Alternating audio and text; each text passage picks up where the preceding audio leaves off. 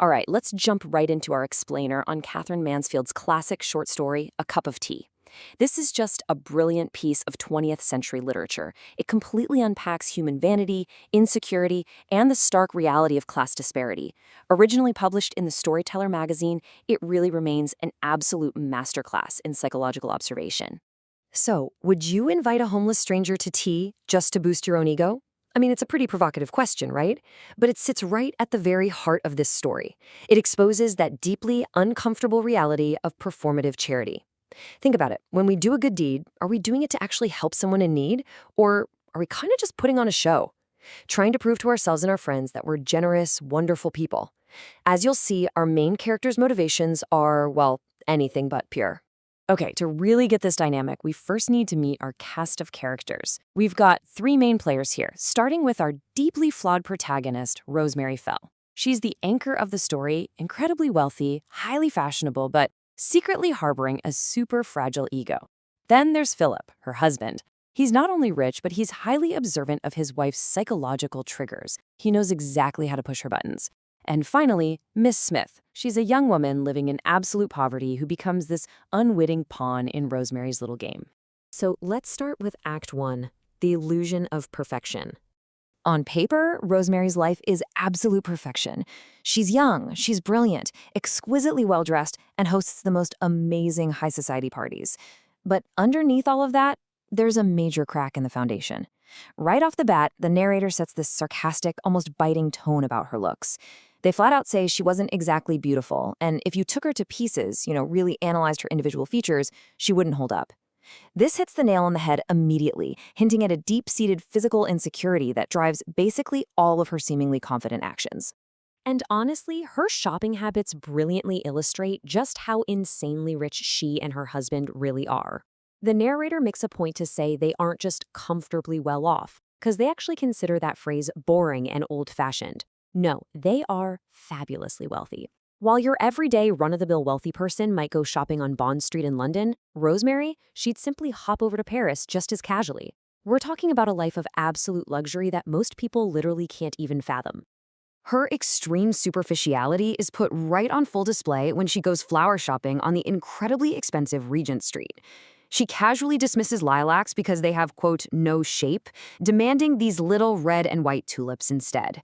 And the shop attendant? He immediately bows and hides the lilacs completely out of sight. He treats Rosemary's absurd, totally petty opinion as absolute law. It's a world where her every single whim is catered to, no matter how trivial it is. Then we see her casually visit this small, fawning antique shop on Curzon Street. The shopkeeper treats her with this exaggerated, almost theatrical reverence and shows her a tiny blue velvet enamel box.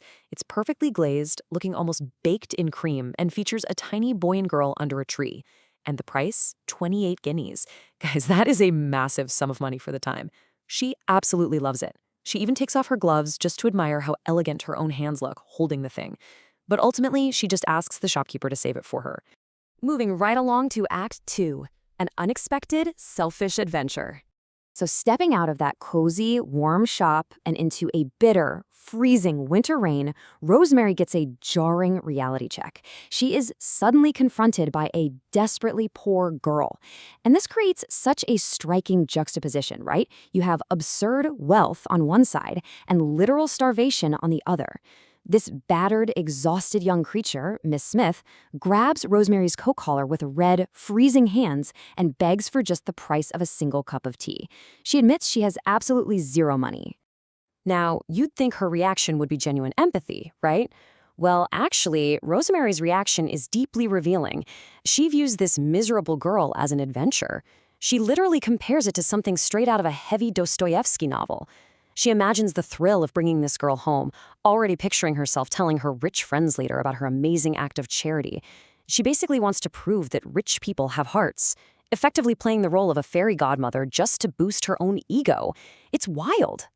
When Rosemary invites her home, the poor girl is absolutely terrified. She even whispers this fear that she's actually being taken to the police station. But overpowering the girl's absolute terror, Rosemary essentially captures her. As the narrator chillingly observes, hungry people are easily led. Rosemary literally forces her into the car, feeling this triumphant sense of having caught a captive for her grand social experiment. Back in her luxurious, fire-lit bedroom, filled with golden cushions and sweet scents, Rosemary plays her role to the hilt. The girl is so weak she nearly faints, weeping that she just can't go on living. Rosemary comforts her, feeds her plate after plate of sandwiches, bread, butter, and tea, and she watches her recover with this fascinating, almost childish curiosity.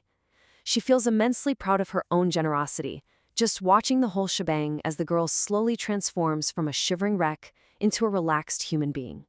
Which brings us to Act 3, the twist of jealousy and ego collapse. This is where the bubble completely bursts. Rosemary's husband, Philip, enters the room, gets a look at Miss Smith, pulls Rosemary into the library, and decides to end this charade with calculated precision. He doesn't argue logic with her. Instead, he leans in, lights a cigar, calls the poor girl absolutely lovely, and flat out admits he was bowled over by her beauty. Saying this directly into his wife's ear? Wow. That is the exact moment Rosemary's fragile savior complex utterly shatters into a million pieces. Just look at how rapidly her emotions shift here. 1 second, she's overflowing with performative kindness. Then Philip simply calls Miss Smith pretty. And instantly, that kindness vanishes. It's totally replaced by intense, blinding jealousy. Rosemary's heart is pounding. The entire fantasy of being this sisterly savior evaporates the second she feels physically threatened by a starving girl's beauty. So she rushes to her desk in an absolute panic.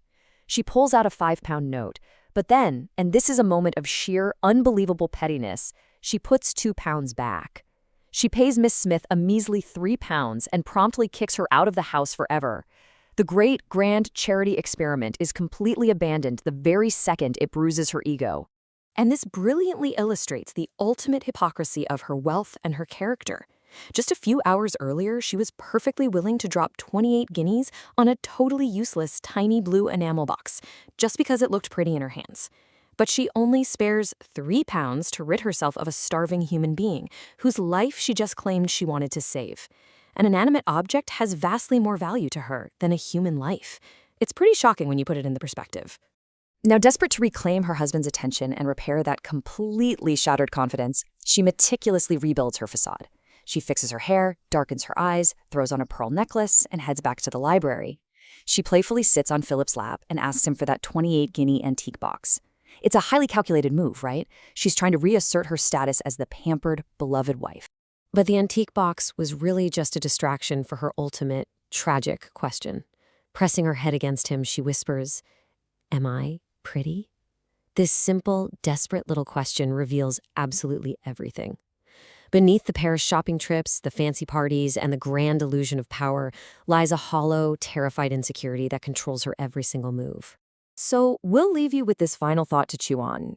If a single compliment paid to a starving stranger can completely destroy your reality and expose your deepest fears, were you ever truly powerful to begin with? It's a haunting question for sure, and one that Mansfield forces us to ponder long after the story ends.